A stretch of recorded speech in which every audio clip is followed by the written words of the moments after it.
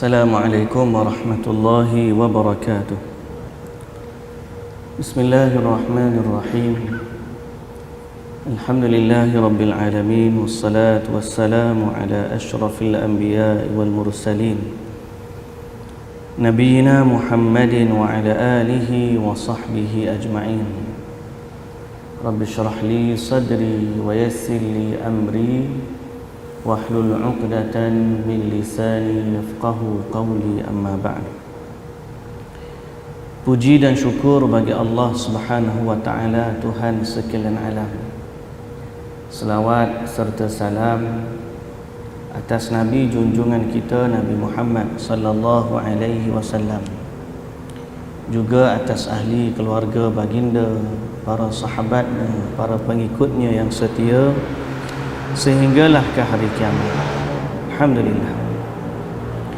Muslimin dan muslimat yang dirahmati Allah, alhamdulillah, syukur juga kepada Allah kerana kita dipertemukan oleh Allah Subhanahu wa taala sekali lagi pada malam ini, dan perbincangan kita masih lagi berkaitan dengan jalan golongan yang selamat. Jalan golongan yang selamat iaitu jalan orang-orang yang Nabi sallallahu alaihi wasallam sebut orang ni selamat menuju syurga. Kerana ada hadis yang Nabi sallallahu alaihi wasallam juga bagi tahu bahawa umat dia ni akan berpecah. Berpecah ni macam-macam lah, tapi yang paling utama ialah perpecahan berkaitan dengan agama. Sehingga Nabi SAW kata berpecah kepada 73 golongan, dan kesemuanya berada di dalam neraka kecuali satu. Bila orang tanya Nabi, bila sahabat tanya Nabi, man hum, siapa mereka yang selamat itu? Lalu Nabi SAW jawab, hum ma ana alaihi wa ashabi. Mereka adalah orang yang berada di atas jalan Nabi dan jalan para sahabat Nabi. Jadi golongan ni dipanggil golongan yang selamat, berbanding 72 lagi yang tak selamat akan dihumban oleh Allah Azza wa Jalla dalam api neraka. Jadi satu daripada 73 tu, itu satu nisbah 72, satu yang selamat, 72 lagi berada dalam api neraka, berdasarkan sabda Nabi sallallahu alaihi wasallam.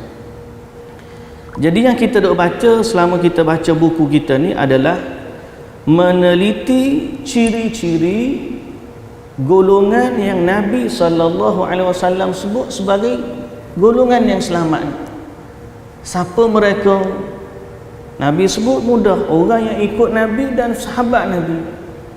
Kita kenali dia dengan ahli sunnah wal jamaah. Tapi oleh kerana jenama ahli sunnah wal jamaah ni belum lagi orang panggil semua orang nak dakwa dialah ahli sunnah wal jamaah, dia masih lagi terma yang umum, perlu juga dicerakinkan apakah ciri-ciri detail tentang golongan ini, sehingga kita boleh berusaha menempatkan diri kita bersama dengan golongan yang selamat ini. Dan sebab itulah kita baca. Semoga Allah Subhanahu wa taala menjadikan kita dan memasukkan kita dari kalangan golongan yang selamat ini. Ciri mereka yang paling utama, menepati apa yang Nabi sallallahu alaihi wasallam paling utama, dakwah Nabi yang paling utama. Nabi datang kepada kita ni, apa tujuan dia datang? Ciri utama dakwah Nabi ni apa? Nabi datang ni nak jadi pemimpin kah? Nabi datang ni nak jadi golongan bangsawan kah? Nabi datang ni untuk jadi peniaga ataupun businessman kah? Tidak. Walaupun kita tahu Nabi zaman muda dia mengembala kambing, kemudian Nabi berniaga, kemudian Nabi jadi pedagang bawa barangan Khadijah binti Khuwailid. Tapi semua benda tu bukan tujuan matlamat utama Nabi diutuskan. Bila Nabi SAW diutuskan, tujuan utama Nabi sendiri mengaku benda tu, dan Allah Ta'ala jelaskan dalam Quran. Kata Nabi SAW, umirtu an uqatilan nas hatta yashhadu an la ilaha illallah. Aku, kata Nabi SAW, diperintahkan oleh Allah untuk memerangi manusia sehingga mereka semua ni bersaksi bahawa tiada Tuhan yang berhak disembah melainkan Allah. Dan ayat Quran Allah Ta'ala kata lagi, walaqad ba'athna fi kulli ummatir rasulan an i'budullaha wajtanibut taghut. Allah Ta'ala kata, kami telah utuskan pada setiap umat adanya rasul, dan tugas rasul adalah supaya mengajak kaumnya menyembah Allah dan meninggalkan taghut. Taghut di sini ialah sembahan-sembahan lain selain dari Allah. Jadi kalau Nabi kata golongan yang selamat orang yang ikut Nabi, benda pertama yang dia nak kena ikut ialah persoalan tauhid, akidah kepada Allah Subhanahu Wa Taala. Jadi kalau orang tanya apa mesej Nabi yang paling utama, kadang-kadang kita orang Islam ni hari ni kita nampak Islam ni sebagai cara hidup. Orang Islam kena semayang, orang Islam kena puasa, orang Islam kena mati, kena tanam dekat tanah. Orang Islam niaga macam ni, tak boleh jual, tak boleh haram riba, tak boleh judi, tak boleh curi. Sehingga kadang-kadang bila dibanding dengan orang lain daripada orang Islam, sebahagian mereka nampak orang kafir macam tu juga. Bahkan sebahagian daripada orang bukan Islam, akhlaknya mungkin lebih baik daripada orang Islam. Jujur dia, amanah dia, budi pekerti dia, sifat tolong orang dia. Jadi bila nampak macam tu, seolah-olah Islam ni kalah. Kalah tu sebab apa? Sebab dia tak tahu itu bukan panji Islam yang paling utama. Dakwah Nabi yang paling utama bukan akhlak. Nabi diutuskan untuk menyempurnakan akhlak yang baik. Betul. Orang jahiliyah dah ada akhlak, Islam datang untuk menyempurnakan akhlak yang baik. Tapi bukan itu panji utama Nabi.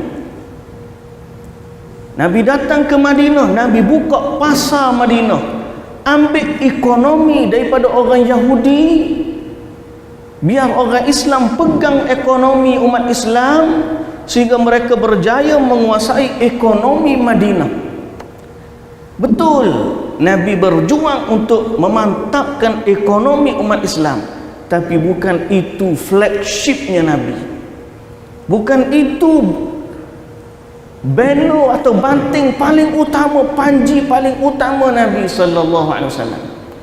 Bila Nabi bawa pejuang-pejuang Islam pergi berjihad, Nabi tak bawa bendera-bendera tu. Perjuangan Nabi paling utama ialah mengajak orang menyembah Allah dan meninggalkan segala sembahan selain Allah. Soal akidah, tauhid. Jadi kalau orang Islam hari ni sekadar semayang, solat, bab akidah dia tak mantap, dia tak akan rasa manisnya ibadah. Dia tak akan rasa kenapa dia perlu beriman kepada Allah. Kenapa dia perlu taat kepada Allah Subhanahu wa taala? Jadi ciri golongan yang selamat yang paling utama ialah mereka menjaga tauhid. Yang paling utama dalam menjaga tauhid, mesti mereka mengenali juga musuh-musuh tauhid dan perkara-perkara yang membatalkan tauhid. Sehingga tuan-tuan ambil ni, letak dalam minda kita betul-betul. Saya nak sebut satu perkataan yang sangat-sangat penting, sangat-sangat perlu diambil berat oleh semua masyarakat Islam hari ini.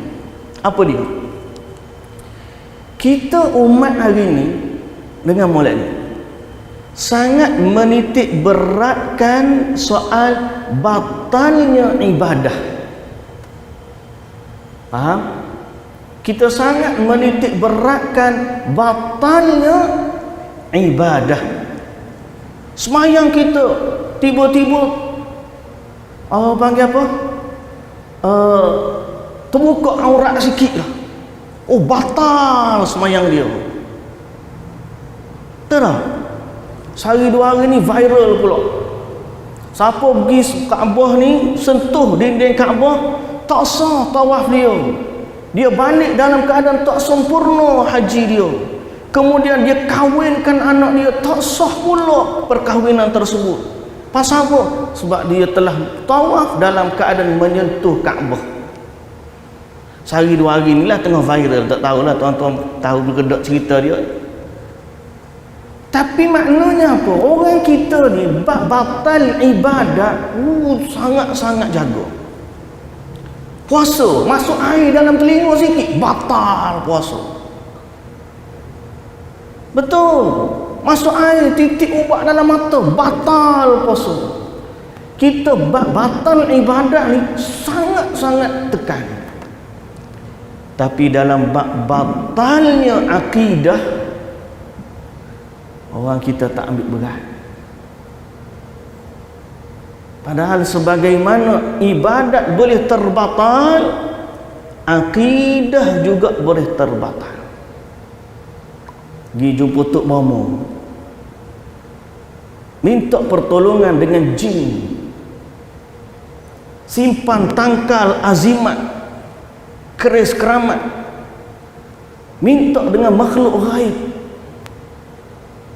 Apa dari sini akidah macam mana? Terbatal tauhidnya. Kerana dia telah mempersekutukan Allah Subhanahu wa taala. Jadi saya nak bagi tahu kepada tuan-tuan, manhaj orang yang ikut Nabi, dia bukan sekadar menekankan isu batalnya ibadat, tapi dia juga mengambil berat isu bagaimana batalnya akidah. Bagaimana batalnya akidah. Hari ini Allahul Musta'an, macam-macam. Bila kita sebut liberal, pluralisme, menyamaratakan agama, semua agama ni sama, ini semua pembatal akidah. Bila seorang mengaku kekuasaan selain daripada Allah, batal akidah. Jadi manhaj golongan selamat, isu hak jual air, ajaran sihat Allah tu Muhammad tu Allah, batal akidah. Jadi saya nak katakan pada tuan-tuan yang dirahmati Allah Subhanahu wa taala sekalian, kalau seorang tu betul-betul nak mengikut jalan Nabi, dia menjadikan panji Nabi yang paling utama, iaitulah tauhid sebagai panji utama juga dalam kehidupan dia. Nabi sallallahu alaihi wasallam, tugas utama Nabi adalah mengajak orang menyembah Allah Subhanahu wa taala. Dan perkara yang membatalkan akidah ni tuan-tuan, lawan kepada tauhid, apa dia? Kalau tauhid ni mengesakan Allah. Tauhid ni makna mengesakan Allah. Lawan kepada mengesakan Allah apa dia? Mensyirikkan Allah. Orang yang betul-betul tahu Nabi datang bawa tauhid, dia akan benci kepada kesyirikan dan dia akan sensitif terhadap kesyirikan, lebih sensitif daripada terbatalnya ibadat. Tuan-tuan, kalau batal ibadat, sebagai contoh, batal ibadat, maka amalan dia masa tu tidak diterima, amalan lain masih lagi diterima. Tapi kalau batalnya akidah, semua amalan dia akan batal. Dahsyat.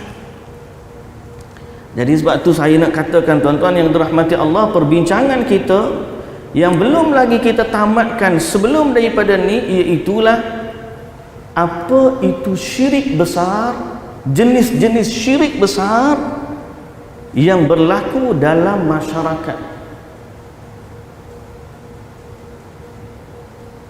Dan sebelum daripada ni, kita dah jelaskan dua bentuk. Ada beberapa lagi yang kita nak jelaskan malam ni. Saya ulang dua syirik yang kita dah baca sebelum daripada ni. Yang pertama, syirik dalam doa. Sepatutnya doa ni milik Allah saja. Doa ni milik Allah. Tidak ada sesuatu pun yang berhak dengan doa kita melainkan Allah. Siapa kata tu? Allah. Allah kata kepada kita dalam Quran, Allah ajar kepada kita dalam surah yang pertama dalam Quran, Iyyaka na'budu wa iyyaka nasta'in. Hanya kepadamu ya Allah kami menyembah, dan hanya kepadamu ya Allah kami mohon pertolongan. Mohon pertolongan bererti doa. Allah Ta'ala kata dalam ayat yang lain, wa qala rabbukum ud'uni astajib lakum. Dan Tuhanmu berfirman, berdoalah kepadaku, nescaya aku akan kabulkan permintaanmu. Doa ni muslimin dan muslimat yang dirahmati Allah adalah ibadah. Sehingga Allah Ta'ala sebut dalam surah Yunus, tanda ayat 106, kita dah jelaskan dalam kelas sebelum daripada ni. Allah Ta'ala kata, wala tad'u min dunillahi ma la yanfa'uka wa la yadurruk فَإِنْ فَعَلْتَ فَإِنَّكَ إِذًا مِنَ الظَّالِمِينَ. Jangan kamu menyembah apa-apa yang tidak memberi manfaat atau memberi mudarat kepadamu selain Allah. Sekiranya kamu berbuat demikian, kamu termasuk orang yang zalim, iaitu orang yang syirik. Jadi syirik pertama ialah syirik dalam doa, syirik dalam ibadat, syirik dalam menyembah. Kerana doa adalah sebahagian dari ibadat. So hari ni kalau orang pergi sujud kepada Tuhan selain Allah, syirik. Dia minta tolong kepada seorang selain daripada Allah, syirik. Minta tolong macam mana tu? Minta tolong yang nama ghaib ni. Kalau minta tolong yang zahir ni tak ada masalah. Kita minta tolong abang, anak kita ni kebeli barang dekat kedai, tak ada masalah. Suami isteri kita minta tolong kita, abang nanti balik ni tolong beli ikan kat kedai, tak ada masalah. Tapi sekiranya dia minta tolong dengan selain Allah, minta nama wali fulan, tok guru fulan, hak dan tak ada, ghaib. Dia sebut nama fulan bin fulan, limpahkanlah rezeki kepada aku. Itu syirik, minta kepada selain Allah benda yang tidak boleh diminta kepada selain dia. Ini dia panggil syirik yang pertama, syirik dalam doa atau syirik dalam ibadat. Termasuk syirik dalam ibadat ni, seorang tu pergi sembelih korban, kau sembelih binatang kau kepada patung, kepada pantai, kepada gunung. Kalau tiba-tiba dia ni ada gunung berapi nak meletus, dia pun bawa binatang sembelihan dia, pergi naik gunung, dia sembelih dekat gunung, dia persembahkan kepada penjaga gunung. Apa jadi? Dia telah menyembah dan mempersembahkan ibadat dia kepada selain Allah. Maknanya dia meminta kepada penjaga gunung keselamatan diri dia, sedangkan itu hak milik Allah. So, syirik pertama ni paling besar, paling umum, iaitulah syirik dalam doa atau syirik dalam ibadah. Inilah yang berlaku kepada penyembah-penyembah berhala. Ada macam-macam bentuk tokong. Mereka minta kepada selain Allah dan Allah sangat murka kepada mereka. Baik tuan-tuan, faham? Dua, boleh berlaku syirik juga, syirik dalam sifat Allah. Jom kita dah nyatakan juga, syirik dalam sifat Allah ni maknanya meletakkan kepada sesuatu makhluk sesuatu sifat yang menjadi hak milik Allah semata-mata. Contoh macam tadi, dia mengatakan seseorang memiliki manfaat dan mudarat kepada dirinya, ataupun bahasa kita sebut pada pertemuan kita dulu, ayah Pen, dia kata dia ada memiliki kerajaan langit. Siapa yang memiliki kerajaan langit ni? Allah je. Tak ada orang yang berkuasa di langit melainkan Allah. Di bumi ni boleh kira lagi, walaupun sebenarnya milik mutlak kekuasaan di bumi ni milik Allah, tapi di bumi ni Allah bagilah ada orang yang dilantik menjadi raja, sultan, pemimpin, pembesar, menteri, khalifah dan seumpama dengannya. Pun begitu Allah Ta'ala kata, Qulillahumma malikal mulki tu'til mulka man tasha' wa tanzi'ul mulka mimman tasha' wa tu'izzu man tasha' wa tudhillu man tasha' biyadikal khair innaka ala kulli syai'in qadir. Katakanlah semua kekuasaan ini milik Allah. Ialah raja segala raja. Dalam ayat yang lain, tabarakalladzi biyadihil mulku wa huwa ala kulli syai'in qadir. Maha penuh kebaikannya Allah yang di tangannya segala kekuasaan. Maknanya semua kekuasaan milik Allah. Tiba-tiba ayah Pen kata dia ada kerajaan langit. Apa hukum dia? Syirik. Dia mendakwa memiliki salah satu daripada kekuasaan Allah. Tiba-tiba ada pula orang tahu dia tahu benda gaib. Siapa yang mendakwa dia tahu benda gaib, dia syirik. Sebab yang tahu benda gaib ni hanya Allah. Allah menamakan dirinya Alimul Ghaibi Wasyahadah. Allah saja yang tahu benda gaib. Lalu kita ingat ada seorang tu, dia ustaz, tapi dia mengatakan tahu bila nak berlaku kiamat.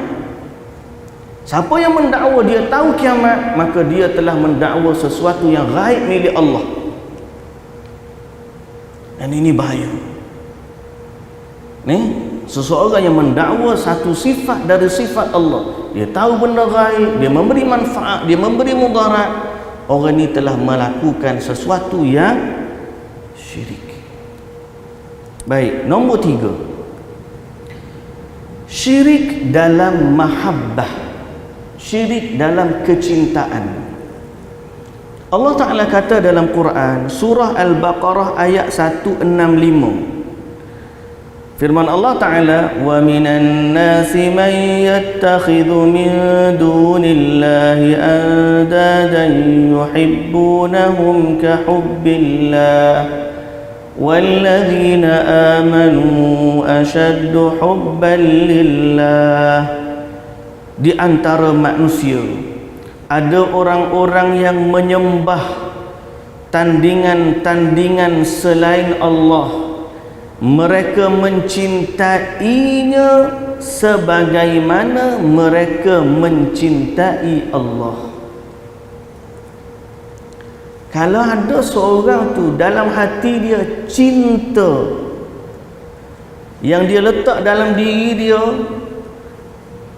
kepada sesuatu makhluk setanding kecintaannya kepada Allah, maka dia telah berbuat syirik kepada Allah. Orang beriman ni Allah Ta'ala sebut walladzina amanu ashaddu hubban lillah. Orang beriman cinta dia paling utama kepada Allah.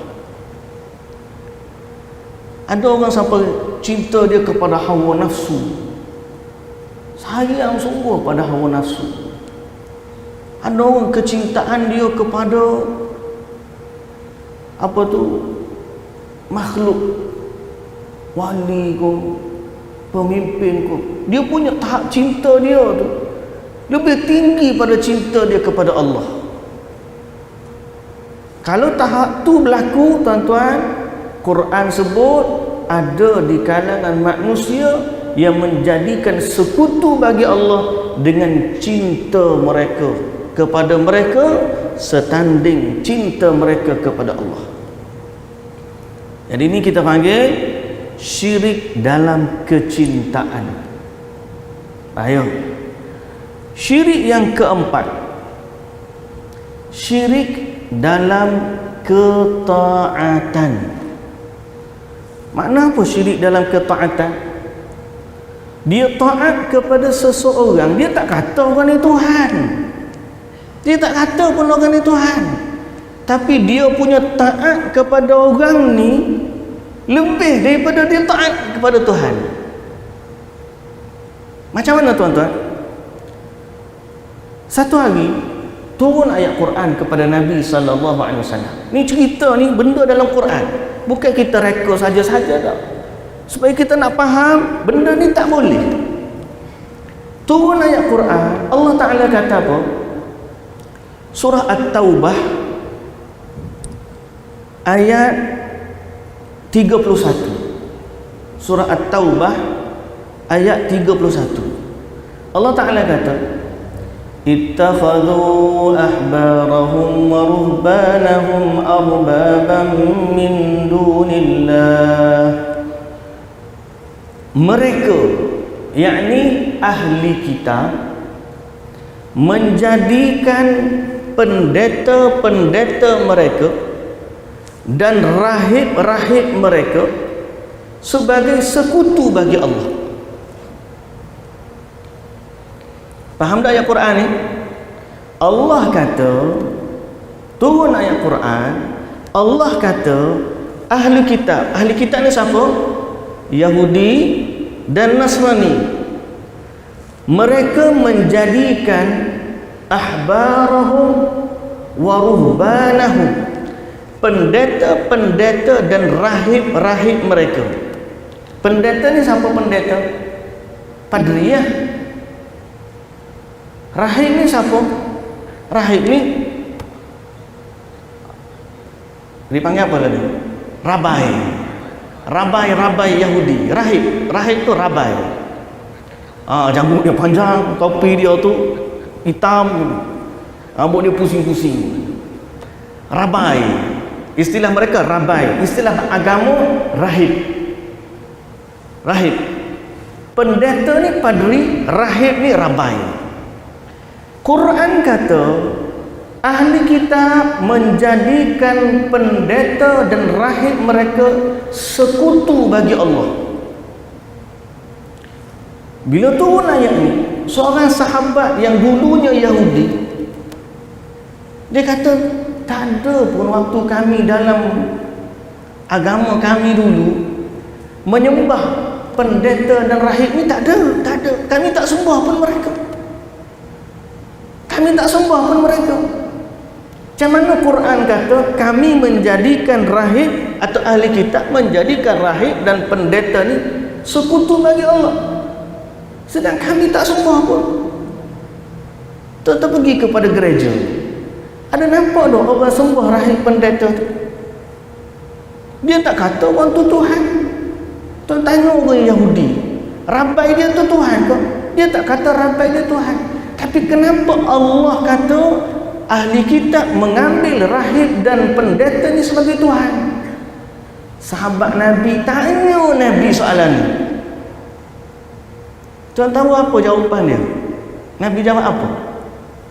Nabi kata apa? Nabi kata kepada mereka, Nabi kata kepada dia, bukankah apabila rahib ni menghalalkan sesuatu yang Allah haramkan, Allah kata haram, Rabai kata halal, boleh, kamu taat kepada Rabai. Bila pendeta kata, Allah kata halal, pendeta kata haram, kamu taat kepada pendeta. Nampak tak? Jadi kata Nabi SAW, demikianlah penyembahan kamu kepada mereka. Penyembahan ni dipanggil syirik dalam taat. Dia tak kata orang tu Tuhan, tapi ketaatan dia setanding taat dia kepada Tuhan. Wih, dahsyat kalau macam tu. Tuan-tuan, syirik dalam ketaatan ni bahaya.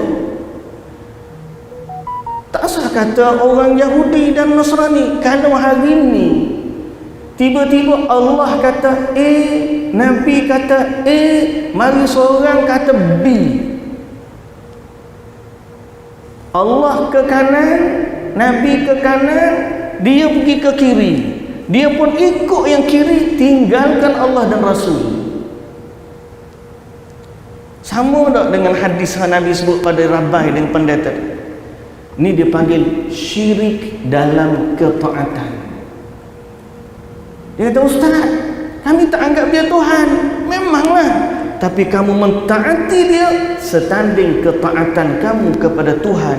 Itulah dia syirik dalam ketaatan. Berdasarkan ayat Quran surah At-Taubah ayat 31. Jadi kita ni jangan sampai taat kepada makhluk lebih daripada taat kepada Allah. Ini bahaya tuan-tuan. Jangan ingat syirik ni pergi sembah berhala je. Dah. Orang ini dianggap syirik ni sembah berhala je. Syirik bukan sembah berhala je. Itu salah satu daripada cabang syirik. Ayat Quran ni saya bagi tahu, ayat Quran, hadis Nabi.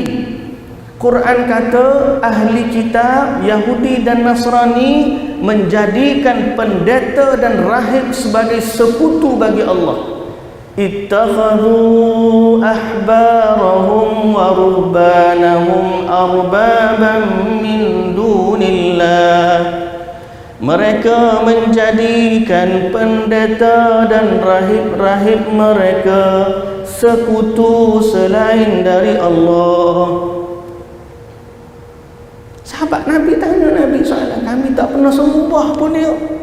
Nabi kata, bukankah mereka menghalalkan apa yang Allah haramkan, lalu kamu taat kepada mereka menghalalkan? Dan bukankah mereka mengharamkan apa yang Allah halalkan, kamu taat kepada pengharaman mereka? Fadzalika ibadatuhum lahum, atau kama qala Nabi sallallahu alaihi wasallam, demikianlah penyembahan mereka kepada rahib. Nih, kalau tiba-tiba hari ni mari Tok Syekh besar, pakai jubah besar, pakai sembah besar, Nabi kata macam ni, tak boleh. Dia kata boleh, tak ada masalah. Kita pun dengar buah dia, kita dengar hak tak dengar hak Nabi. Macam mana? Nabi ajar begini cara solat, begini cara puasa, begini cara. Dia mari, tak apa, kita ni boleh puasa begini, boleh solat. Dia ikut cara ni. Hancur agama kita tuan-tuan. Jadi jangan taat kepada selain Allah setanding ketaatan dia kepada Allah. Walaupun dia tak mengaku tu Tuhan, dia boleh jatuh, seorang boleh jatuh ke dalam kesyirikan. Itu syirik dalam taat. berdasarkan dalil tadi surah At-Taubah ayat 31. Nombor 5. Nombor 5, syirik hulul, nama dia syirik hulul. Syirik hulul ni iaitulah menganggap Allah menjelma dalam makhluknya. Okey. Dia tak kata ada sekutu bagi Allah, tak. Tapi dia kata yang ni sebenarnya Allah yang dalam rupa manusia. Tuan-tuan gelak, boleh gelak tak percaya. Dengar ada ajaran sihat tu kan? Dengar ada hak sihat orang ni, sihat. Tahu? Ajaran sihat orang ni tahu? Tak tahu? Takkan tak tahu viral seantero Malaysia ni. Tahu tak ajaran sihat? Tak tahu? Tak tahu tu bagus, tak tahu tu bagus. Tapi tahu pun bagus juga, supaya kalau kita jumpa, kita kenal yang ni ajaran tak betul. Ajaran sihat ni, sihat, SIHULK, sihat. Dia ni asal jual produk, jual air sihat. Tapi dia bina satu kelompok kultus. Akhirnya dia kata apa? Pengikut-pengikut dia kata apa? Dia kata Nabi Muhammad tu sebenarnya Allah. Allah itulah Muhammad, Muhammad itulah Allah. Oi, dahsyat. Dia kata lagu tu.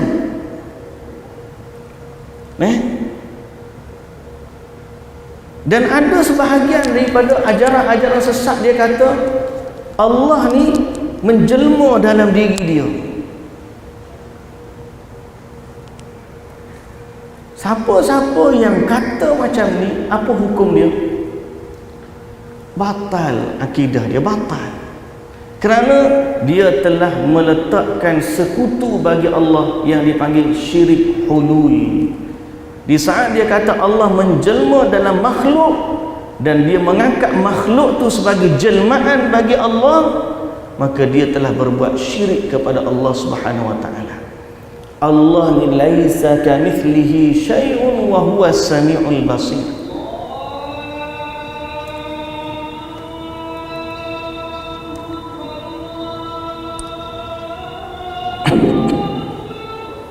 Allahu akbar, Allah.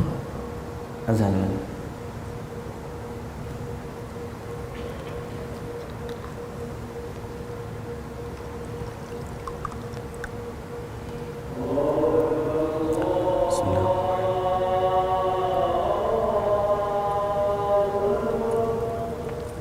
Allah akbar, Allah akbar.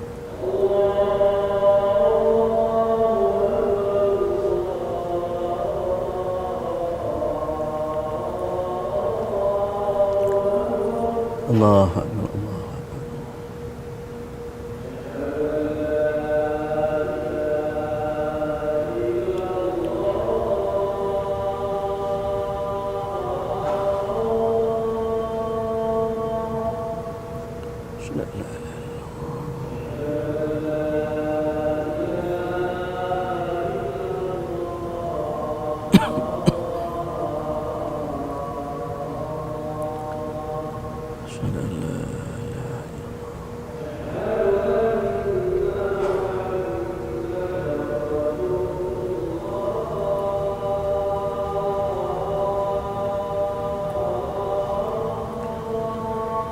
أشهد أن محمد رسول الله.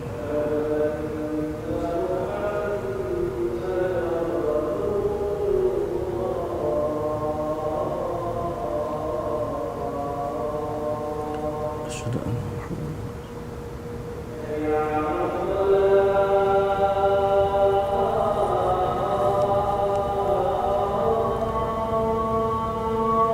لا حول ولا قوة إلا بالله.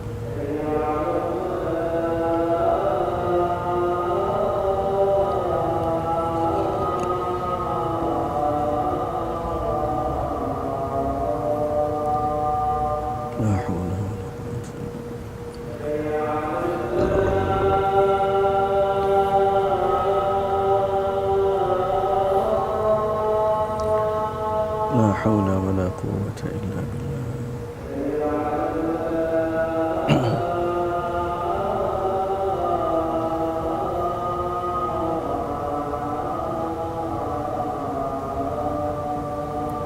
La haula wa la quwwata illa billah.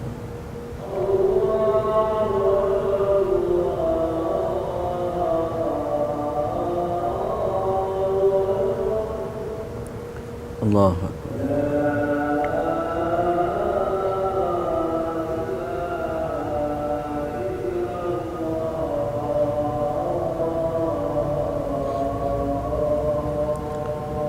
La ilaha illallah Muhammad Rasulullah. Allahumma rabbana ati Muhammadan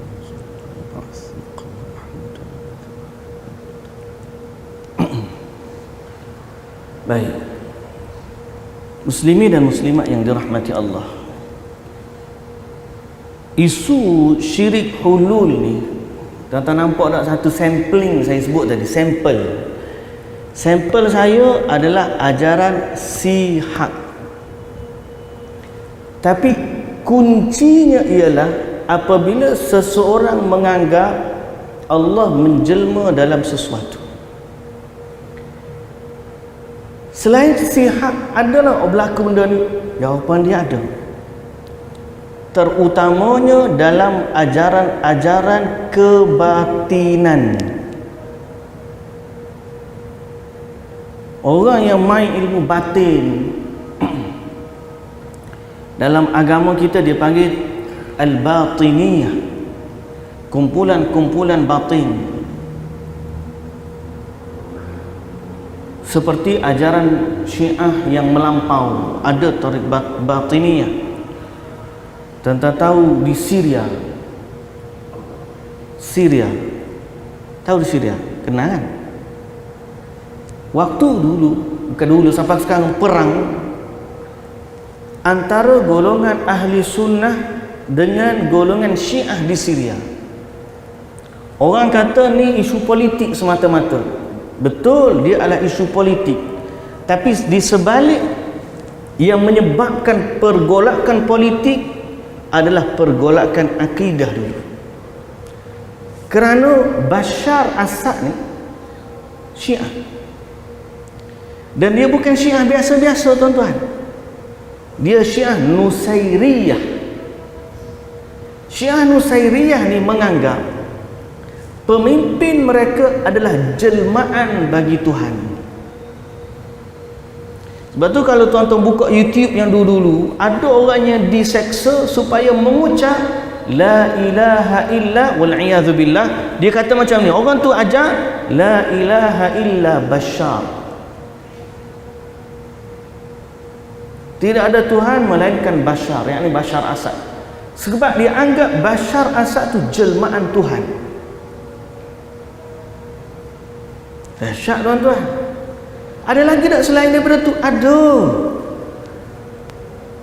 Ada tarekat yang melampau, yang dia anggap, dia kata aku tengok semua benda ni semuanya Tuhan. Tengok pokok nampak Tuhan, tengok ni, sehingga Tuhan tu ada dalam diriku, dia kata. Ini adalah perbuatan syirik, kerana menganggap Tuhan tu berada dalam dirinya dan Tuhan berada dalam makhluk. Tuhan ni laisa kamitslihi syai'un wa huwa as-sami'ul basir. Allah ni tak sama dengan mana-mana makhluk. Allah ni maha suci, dia daripada sekalian kekurangan. Laisa kamitslihi syai'un wa huwa as-sami'ul basir. Tidak boleh seorang menganggap Allah tu menjelma dalam mana-mana makhluk, tak boleh. Kena hati-hati. Okey? Tiba-tiba dia kata akulah Tuhan, Tuhan tu aku. Pelik, tuan-tuan. Ada, saya kata ni ada benda ni, bukan tak ada. Ada. Dan Ayah Pin salah satu seorang yang mendakwa benda tu. Seterusnya,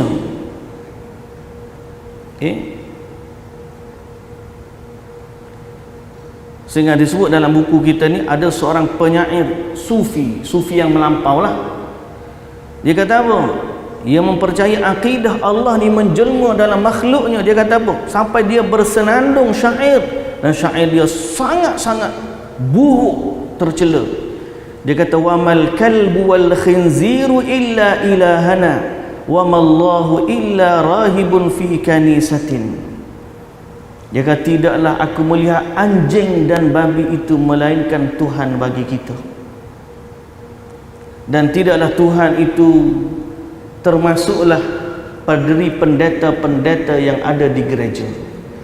Sampai dia anggap semua benda ni Tuhan. Ni kekarutan dalam ajaran sufi yang melampau. Ni sufi ni banyaklah, tapi yang saya sebut ni sufi yang melampau. Yang keenam, syirik dalam tindakan. Syirik dalam tindakan atau kekuasaan. Macam mana tuan-tuan?